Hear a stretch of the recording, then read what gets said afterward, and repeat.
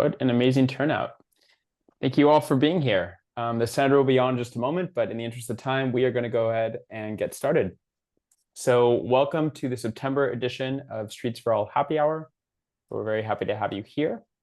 I'm sorry, I just realized I was on the last slide instead of the first. There we go. So we are going to give you an update on all of our work in Sacramento, talk about Streets for All San Francisco and what's going on in our Northern California chapter, give you an update on Measure HLA. We have a win and a fail this month, and we'll get to our conversation with Senator Scott Wiener.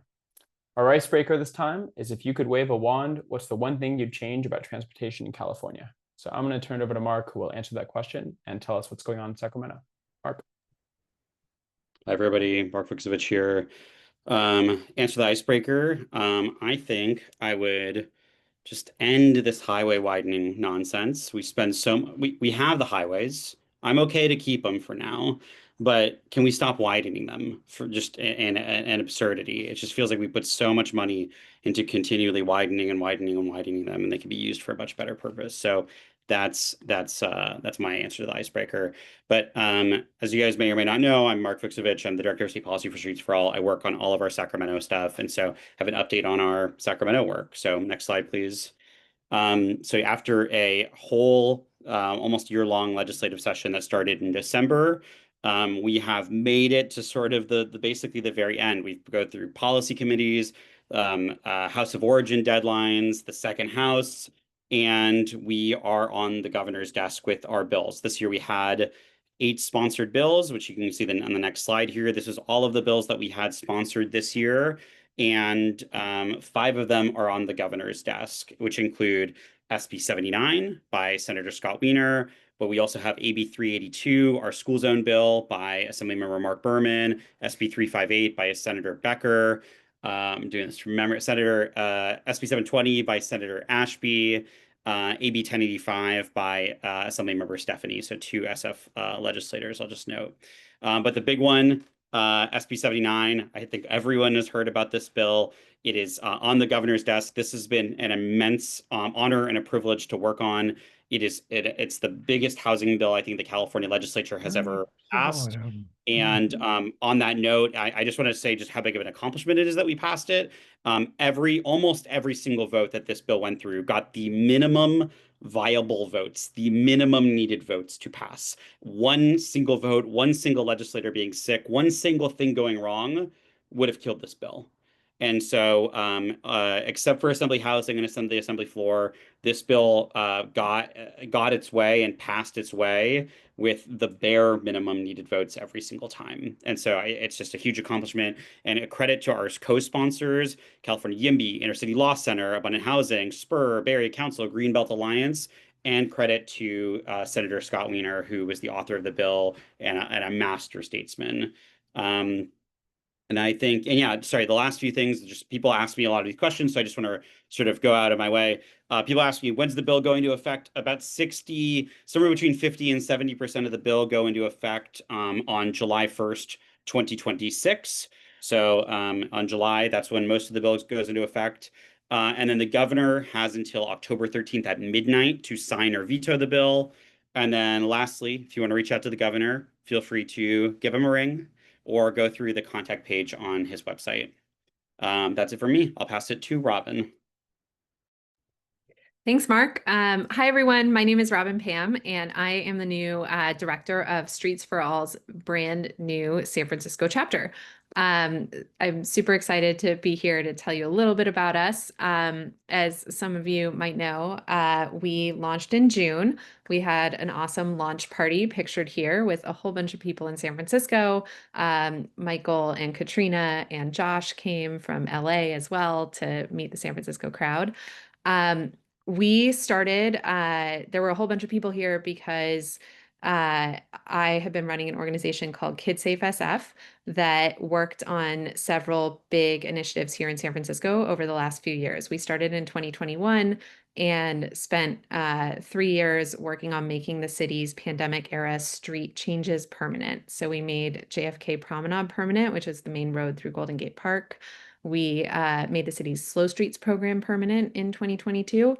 And then this past year, we helped with a ballot measure to make Sunset Dunes, the city's newest park, create that where an old highway used to be. So we're really excited to bring the Streets for All brand to the Bay Area. There's so many amazing people who have been involved with KidSafe for a long time, and we're really excited to work with the Streets for All team to extend that advocacy to San Francisco and also work together in Sacramento on passing more state laws. Some of the priority things we're working on, these probably won't mean a lot to all of the LA folks on the call, so I won't spend a lot of time on them. We're in a little bit of a moment of defense here in San Francisco at the moment. So we're playing defense on Market Street, which went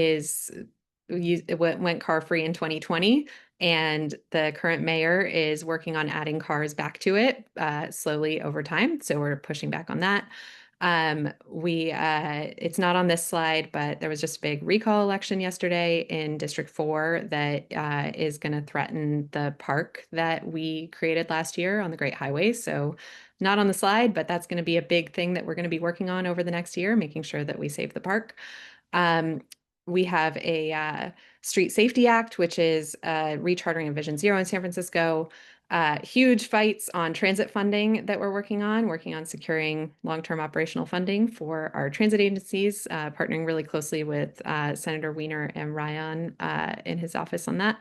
And then a little more community scale project that we're working on with the city to allow neighbors to install planters in their daylighting zones as a result of Streets for All's bill a couple years ago, AB 413.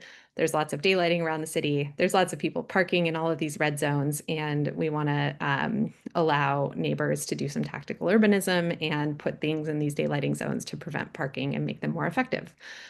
So working on how we can get a pilot running on that this year in the city. So super excited. Feel free to reach out at any time to talk about San Francisco stuff or direct your friends to Streets for All San Francisco. And really happy to be a part of this with all of you wonderful LA people. And I didn't answer the icebreaker. So before I'm going to pass it off to Michael and say my icebreaker on what would I do to change things in California at a high level. I would dedicate transit funding for operations for public transit in the state budget with all that money that Mark's going to save us by ending highway widening. And I'll pass it off to Michael. Thanks, Robin. This is boring because I'm just going to echo it, but I really do think we need to end highway widening, really because our state doesn't have excess money. We don't have huge surpluses anymore. And the billions of dollars we spend every year to make traffic and climate change worse through these highway projects could make our transportation systems, public transportation, biking, walking, et cetera, in our city so much better. So I think we got to deal with labor unions, convince them that we don't want to cost them jobs. We just want to move them and have them build different things. And I think it is possible to end highway widening, and it's very high up on our list. Quick measure HLA update. The implementation ordinance is officially law. There is a dashboard. It is still lacking, but I'll give you the link on the next slide. There is a lot more that's been added to it. Joe Linton did sue to get, it's the first HLA lawsuit to get the bike lane on Vermont in addition to the bus rapid transit. As of last Friday, there was a hearing in court and Metro is now added as a defendant. So keep you posted on what that means. The appeals process is now open. So if you think the city has violated Measure HLA, you can go to the dashboard and there's a Google form and fill it out. And you have 60 days from when a project is posted on the dashboard to appeal. And that's a precursor to being able to file a lawsuit. We're also keeping an eye on large asphalt repair, a term, frankly, I'd never heard of before HLA, but is now commonplace, and making sure the city is not using that to try to skirt the HLA responsibilities. That's the link for the dashboard. You can check out the projects. It is not perfect. There's a lot of inaccuracies, but we're working with DOT to make it better. So please check it out. And if you think they violated HLA, file an appeal.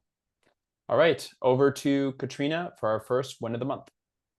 Thanks, Michael. Hi, everyone. My name is Katrina Kaiser. I'm a member of the steering committee here at Streets for All Los Angeles, and my pronouns are they, them. And if I were to change at least one thing about transportation in California, I'd like to rearrange some of our incentive systems to allow more people to make the choice proactively to take multimodal transportation instead of driving. So that means things like pricing parking, pricing our roadway use, tolling, etc.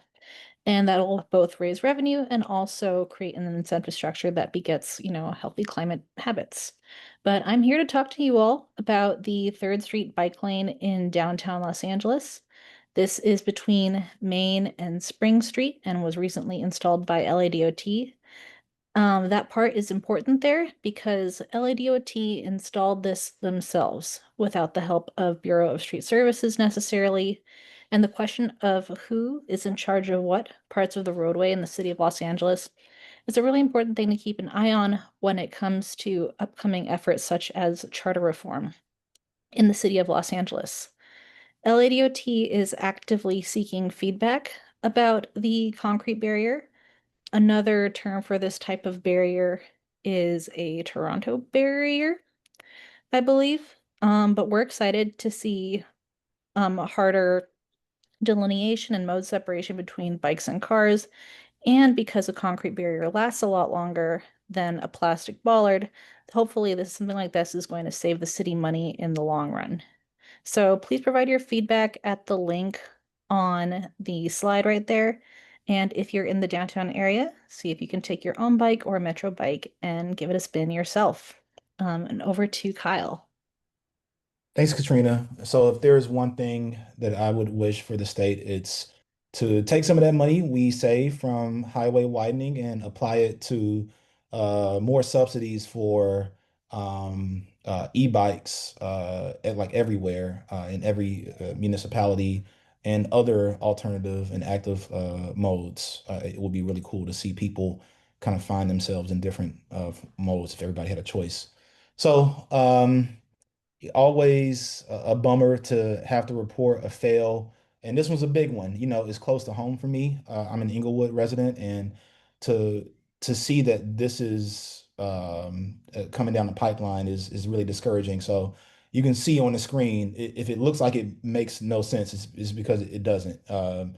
And even the folks that have pushed this through, it's unclear who's actually in charge of the LAX modernization project, and we do use the term with a sort of sarcasm there, because it just doesn't feel very modern at all. Their own studies show it's going to raise car traffic drastically, and for us, it's personal because it cuts off key pedestrian and bike access points to LAX from the local community, and so. Unclear like what we can do to stand in the way. We can do some things to maybe delay it, and just if people speak up and get the mayor to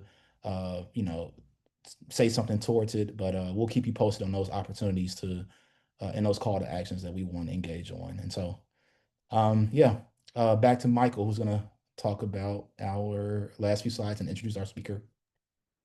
Thank you.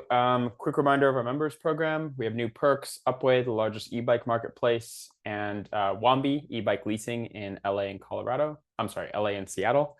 streetsforall.org/members. And on to our special guest, Senator Scott Wiener. Scott, we are so excited to have you on.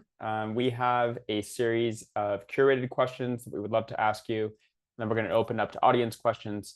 I will just say, I feel like the senator doesn't need a lot of introduction, but I will say he has been one of my personal heroes in the legislature, simply because he has taken on these seemingly impossible fights and done it with a style that actually gets bills through. A lot of legislators do small things. This is a man that is not scared to take on big fights, and I really admire that about him. So as a segue onto my first question, taking on the big fights. Many of your colleagues do seem to introduce relatively non-controversial bills in comparison. You have taken on a lot of big fights. SB 827, the original transit-oriented development bill back in 2018, hugely ambitious bill for a freshman legislator at the time. You've also tackled cannabis legislation, AI regulations, legislation about ICE and law enforcement wearing masks recently. issues around anti-Semitism, letting bars stay open to 4 a.m., so much more. In the transportation and housing world, you've led the charge to exempt bus and bike infrastructure from CEQA. And of course, there's our bill that we worked on together with you, SB 79 this year. So you seem to be more willing to take on the big beefy issues that are holding back California, especially in the urbanism space. The question is, what motivates you to tackle such big issues? And are there ever times you hold back on ideas you feel are just too ambitious, or one of your colleagues is like, that's just too crazy? Where does this come from and how do you get it done?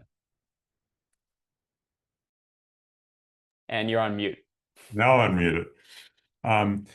First of all, thank you for having me, and big thanks to Streets for all you do. It's been so amazing to work with you on a variety of bills around housing and transportation, all the intersections. It's fantastic, and I'm really the merger with KidSafe really is music to my ears, and I love KidSafe, love Robin. It's amazing. So it's great to have now really more and more of a statewide network doing this advocacy, not just locally, but in the legislature. So thank you for what you do. I do want to just clarify. I have quite a few colleagues who do really big, tough bills and take a lot of heat, and some real badass colleagues. And I'm really proud to work with them. So I'm one of the bigger loudmouths, so sometimes, I get that level of attention, but there's a lot of aggressive work happening. Yeah, it's really you probably should ask my staff about that, because they sometimes have to restrain me a little bit, because I want to do everything all at once. But my view is that we all have a shelf life in this business, whether it's because of term limits or the voters just getting sick of you, or just for whatever reason. You're probably not going to be doing this forever, and you have a certain period of time to actually do things and get big things done. And I always, when I talk to brand new members and I give them advice, I always say, don't take the attitude that, oh, I'm going to spend my first few years just figuring things out and then I'll do big things. Let's just hit the ground running. And if you're not sometimes falling on your face, then you're not pushing hard enough. And this is true in many aspects of life. It's true in dating. It's true in corporate America. It was true when I was a trial attorney, when one of my mentors told me, if you're not losing any trials, then you're not trying enough cases. And it's true legislatively. If you are not sometimes falling on your face, then you're probably not pushing hard enough and taking enough risks. And so for me, and I do small bills too, but sometimes small, non-controversial bills can also be quite impactful. They just go under the radar a little bit. But I think it is important to take some big swings. And sometimes you take the big swing and it just goes through. Sometimes you have to try a second time. My PBM regulation bill, the governor vetoed it this year, and we came right back this year with a very similar bill, and hopefully he'll sign it this year. The bill, idea to require Caltrans to be more mindful of non-auto travel when it's doing its capital projects on state highways that are actually city surface streets. That took us 8 years and 3 tries, but we finally got that through.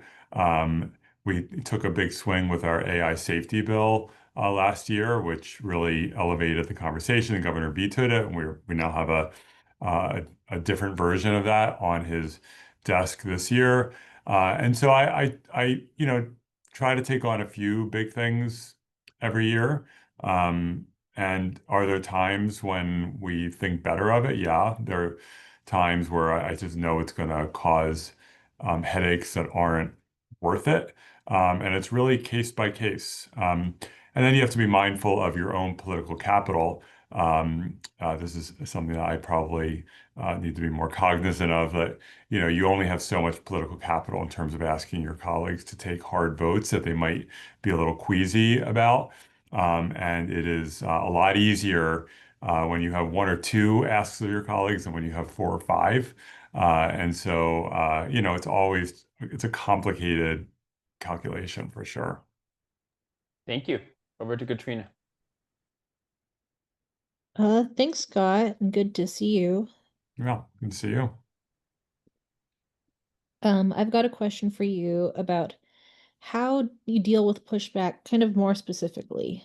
So many of the ambitious housing bills you've authored have sparked really strong reactions from different groups. Some you may be more or less aligned with on some other issues, such as homeowners concerned about neighborhood change, local governments worried of losing control, or political opponents who frame these efforts in partisan terms.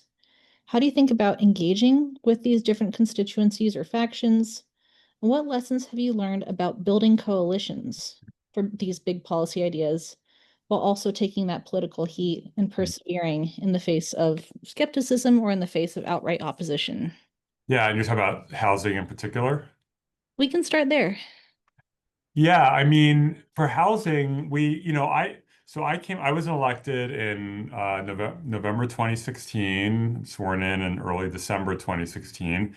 And for those who were working on or following housing policy in the legislature in the summer of 2016, before I was in the Senate, I was a candidate. You may remember Governor Brown took a real swing and tried to sort of get the legislature to adopt as part of the budget and a budget trailer bill a broad by right housing proposal to basically make everything by right, which I think would have been awesome. And that it just blew up, like, cities, enviros, labor, et cetera, all just dragged the thing down and it didn't happen. And so when we came into office, I remember I was elected, and then I had decided and thankfully she accepted to try to hire Annie Fryman from who had I work with a lot in City Hall, and to ask her to come up to Sacramento, and she fortunately agreed and spent 4 years with me making some good housing trouble in the legislature. And I said to her, I said, hey, let's do a by right bill. Let's start with what the governor proposed. And how about, can you just collect all of the good faith opposition letters and make a list of all the criticisms and all the criticisms that can be addressed, and see if we can put a bill together that addresses not all of those criticisms, but addresses at least the reasonable ones. And that turned into SB 35. And so I introduced that bill the day I was sworn in, early December 2016, and it caused a whole stir. But we worked methodically to assemble a coalition, and starting with like YIMBY World, but we built out from there. And as we did more and more housing bills, we built that coalition out further. All of a sudden we got, the Apartment Association came on board, and then the UC Students Association, and then Habitat for Humanity and AARP. And then for a while we had a few major environmental organizations that went away, but now it's coming back. And so and then we added, the carpenters. And so over time, we just added more and more to our coalition, and it was very powerful. And then, of course, in recent years, more and more like city council members from around the state who are very pro-housing. And that proved very, very helpful with SB 79, where we had council members who were able to talk to their members to say, this is, I know some of my colleagues oppose this, but this is really important, and it had a huge impact. So it's really about being constantly additive to grow the coalition. And then, being willing, I especially during like SB 827, SB 50 times, I was all like in 2018, but especially 2019, early 2020, I was up and down the state. I made it a practice. If I'm doing this major policy, the entire state, I will go anywhere. I would speak at any conference in any community. I would go to, if I had colleagues who were doing a town hall that wanted me to come, I would go. I was just all over the state. Got a lot of Southwest points during that time period. And I thought it was important to engage. And I met a lot of local elected officials during that time period, and some of them were just very aggressively oppositional. A few were supportive back then, not as many as now, but some. And there were a bunch who were skeptical but open.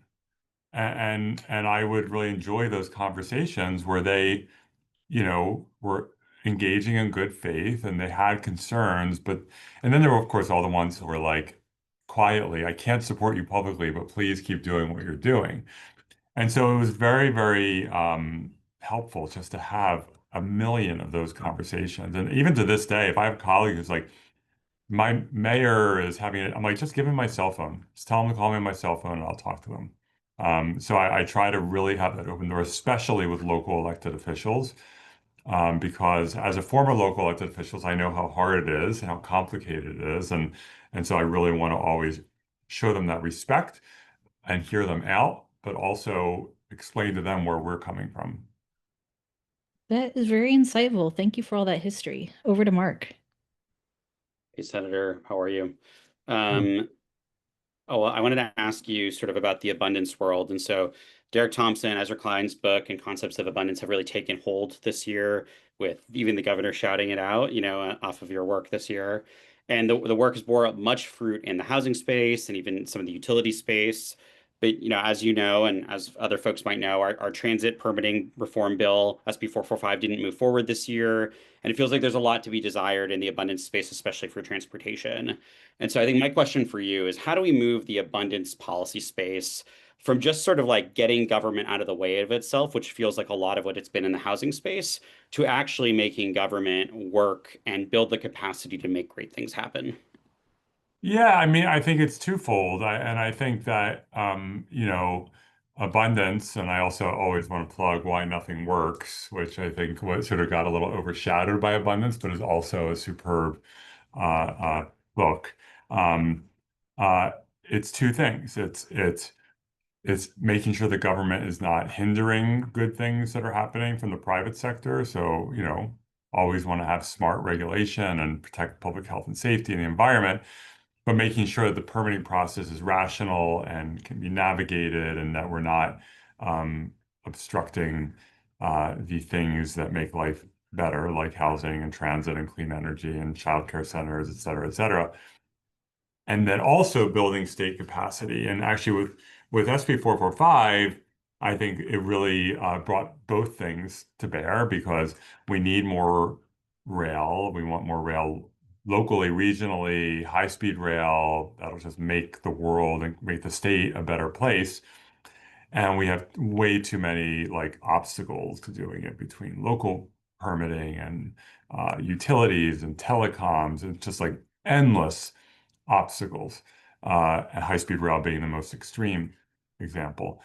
But then it's also about like, how do we, even with SB 445, one of the things that we ran into with that bill, it had like three different versions. And I really want to do it again next year and really take the fall to really do a lot of upfront work. So we're not,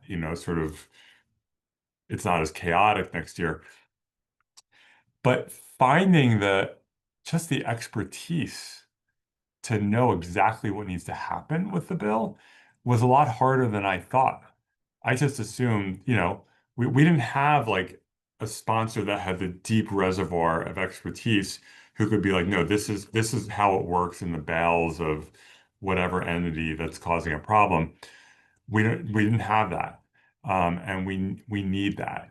And ideally a government entity would help us out with that. I don't, maybe LA Metro will step up and help, but like it was more challenging than I thought. And it sort of occurred to me, if we can't even find the deep expertise to really efficiently navigate this and structure the bill in the way that makes the most sense, that points to a much bigger problem. And so, yeah, it's about state capacity, and not just state capacity, but the capacity of the whole ecosystem to get it right, and getting the obstacles out of the way. And so, yeah, we need to rerun SB 445 for sure. Happy to be lockstep with you in that again. And on that, I'll pass it to Robin. Great. San Francisco, I guess in the years since the pandemic, as you've been keenly aware, the Bay Area's transit operators have been struggling with these increasingly large structural deficits for operating funding. But this is also a problem that operators across the state are going to start to face in the next 5 to 10 years. The Bay Area is really at the vanguard of these operating deficits. This year, you worked really hard in Sacramento to carve out some money in the state budget for a loan to the Bay Area agencies. You passed SB 63, which is going to authorize a regional measure for the Bay Area to run next year with a sales tax to fund them. But that's only going to last for 14 years. So my question in all of this is, what do you see as the long-term solutions to sustainably funding public transit across the entire state? And what do you think transit advocates and activists on this call can do to help build toward those longer-term solutions? We need to build a much bigger and stronger movement for public transportation. We have great advocacy, but you know, because so much of the state is not well served by transit, you know, the politics are difficult. And I'll be honest that this year, you know, in 2023, we were able to get some funding, which we then have to rescue every year because the governor always proposes to cut it. And then this year, we were able to get something, in the June budget to say we were going to negotiate a loan, and then Department of Finance declines to negotiate with us. And now we got a commitment to work it out over the fall. It's been very frustrating. And so, the reality is California does way less than other big blue states for transit operational funding. Pennsylvania even flexed highway funding. California, that's like a political, taboo to even talk about that. And so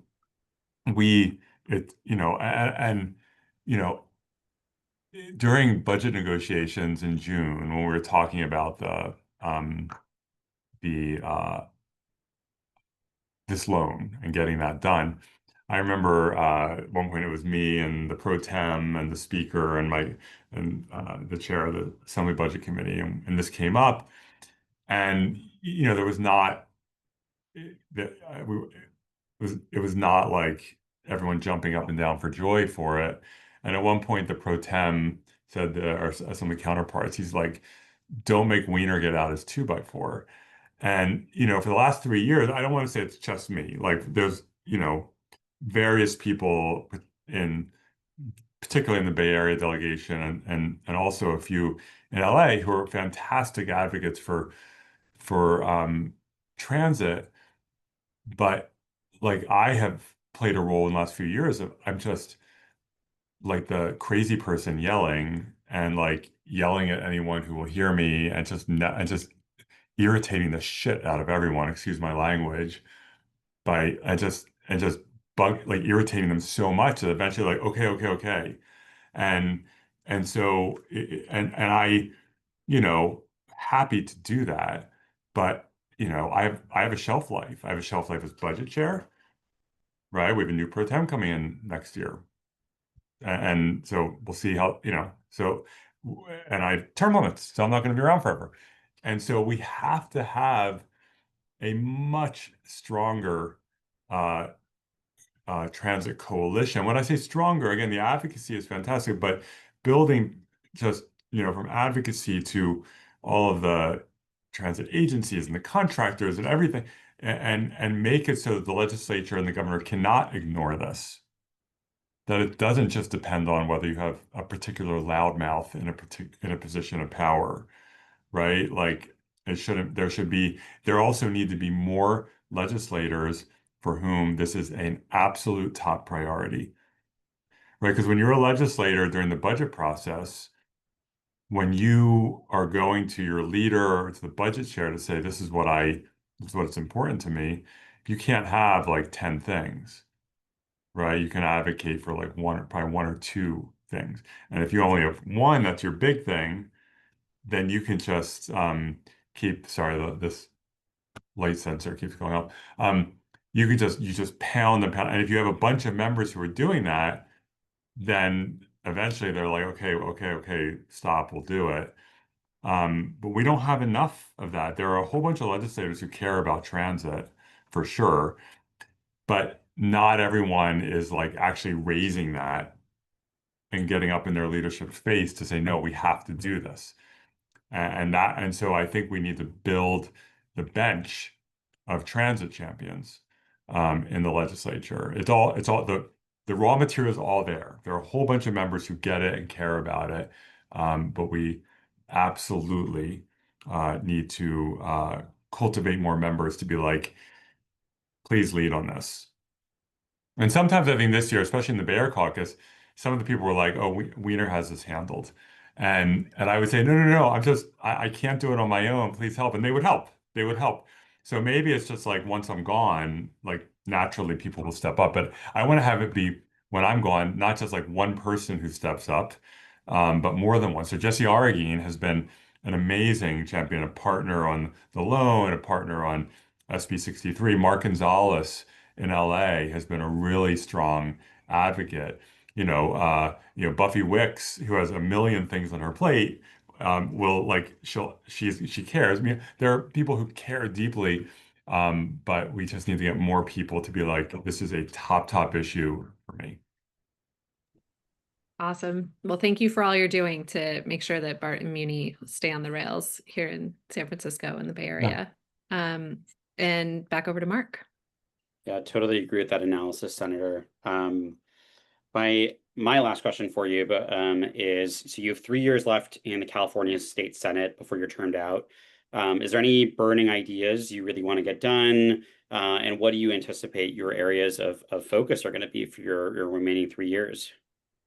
My areas of focus have been remarkably consistent. I mean, there's always a random bill here or there that might not be typical, but it's always going to be housing, it's always going to be transit, it's always going to be healthcare access and affordability.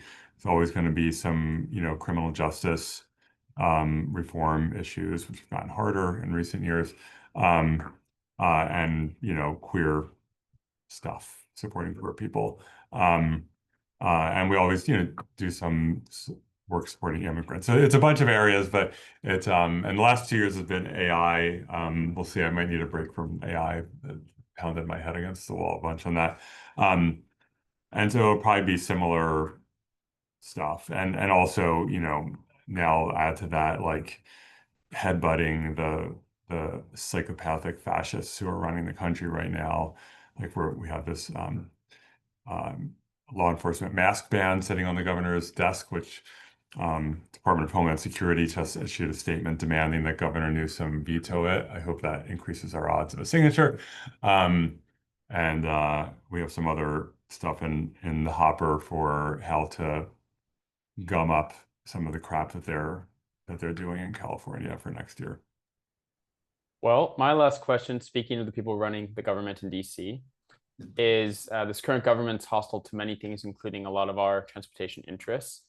For example, last week, they started pulling funding for road safety projects, citing a negative impact of vehicle speeds and throughput, even pedestrian safety projects.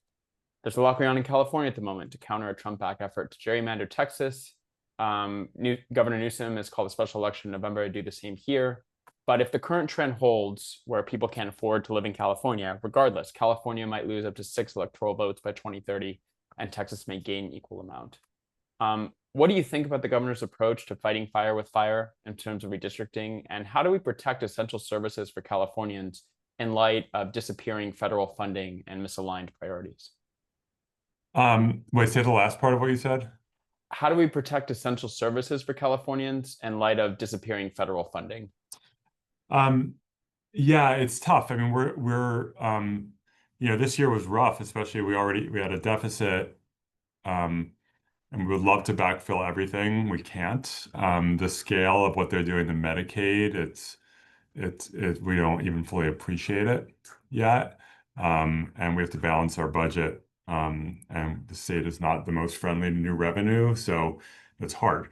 We put $20 million extra into food banks at the end of session to deal with all the SNAP food benefit cuts. And I'm very focused now on these kids, man. I'm very focused now on science as they destroy the federal science agencies and slash science funding for universities. I want California to step up. And on transportation, like high-speed rail, right?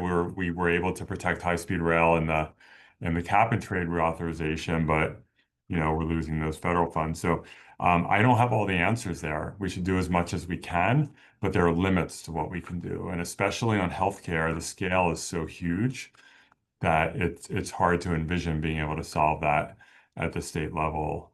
But we should do what we can do and be smart about the investments we make, because there are some that are more uh, uh, affordable than others, but affordable but impactful.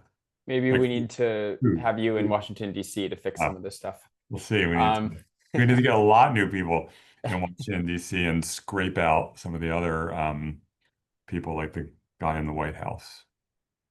Okay, on to audience questions, because I know we're running out of time. The first one, Alex asks, there's a chicken and egg problem with a lot of transit and housing policies. For example, people don't want to take away parking when streets that don't facilitate alternatives. But we can't facilitate alternatives without risking taking away parking. What do you see as the best way to solve this? Wait, can you say that again? I'm sorry. The chicken and egg problem, where we're essentially asking people to make sacrifices now in terms of the way we configure our cities, but our cities aren't quite there yet, most cities. Yeah, I mean, it's a whole argument like, don't build the housing until the infrastructure is perfected, right? We need all of these things, all the above. We need housing, we need transit, we need better designed streets, we need better public space, we need all of these things. And if you look at the history of human civilization, they never all happen at the same time. Like communities just sort of start, and then build some housing, and then maybe you need a road at some point, and at some point you need a sewer system, and it's clunky, and sometimes it takes certain pressure, and like you have a lot more people living there because of housing, and there's pressure to expand and improve the infrastructure. So yes, it's awkward. So we say, okay, we're gonna make some changes that might make it a little harder to park. And so that could be inconvenient, but over time, this is going to be, you're not going to need to park as much, because we're going to improve transit and make it easier for people to live near where they work and so forth. And so I don't, and it's hard in politics to tell people, I know we're making things are getting a little more challenging now, but it's going to be way better in the future. Like that's hard. Those are hard politics. I mean, like this horrible recall that just passed yesterday of Supervisor Engardio, who, I told him, I said, whatever happens, when you're 80 years old, you're going to be able to walk down to one of the most successful parks anywhere and point to it and say, I did that. And I think history will vindicate him. And I think for so many of the people who are pissed off about the Great Highway now, or maybe, it added an additional 90 seconds to their drive, in the future, they're not going to be able to imagine the area without the park. And so I don't have a good answer. Politics for the short term awkwardness are hard. They're really hard. And it's hard to get people to focus on long-term benefit.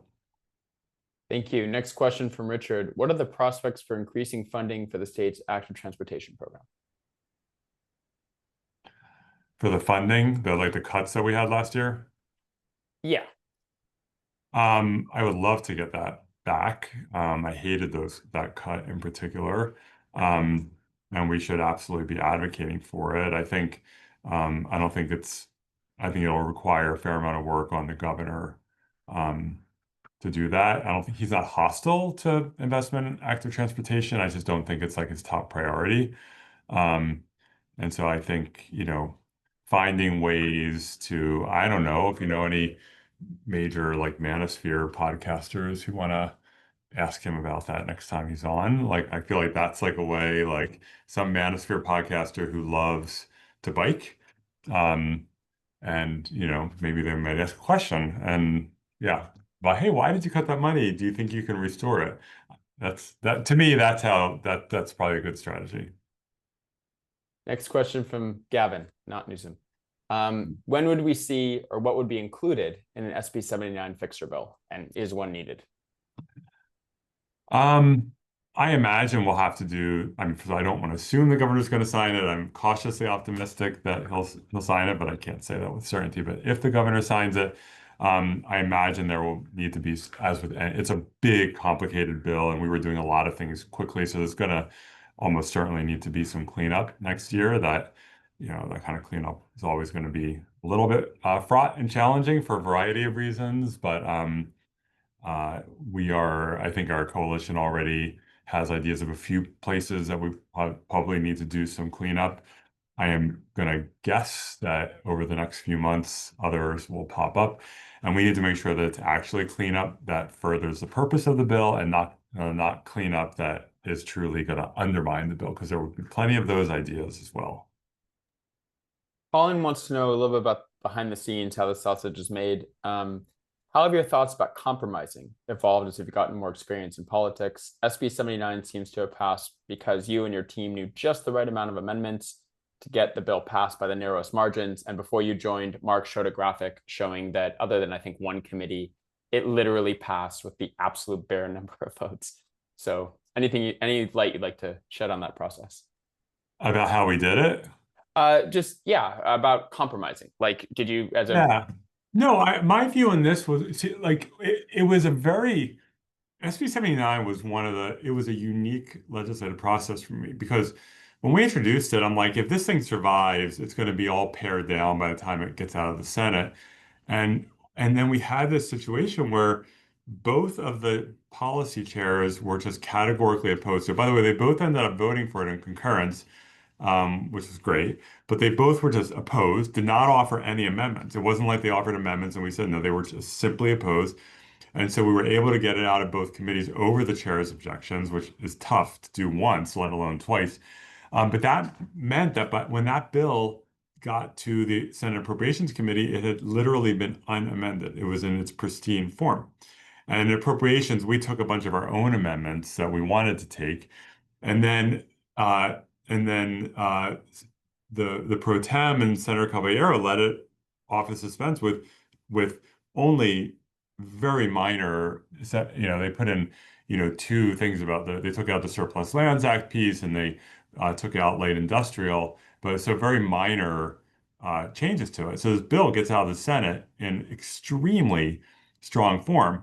And then we head to the Assembly in extremely strong form to two committees with super friendly chairs, Matt Haney and Juan Carrillo, who both supported the bill, liked the bill. We did a few things around demolitions and affordability with Mr. Haney in housing, and then in local assembly, local government, Mr. Carrillo and his team really worked collaboratively with us on a series of issues to make the bill frankly better and more implementable, and they were super helpful. And then we went to Buffy Wick's committee, so so it allowed us the space to, yes, work with the committees, but not in a hostile way. And so we could, on our own, work with different cities and different members on reasonable amendments.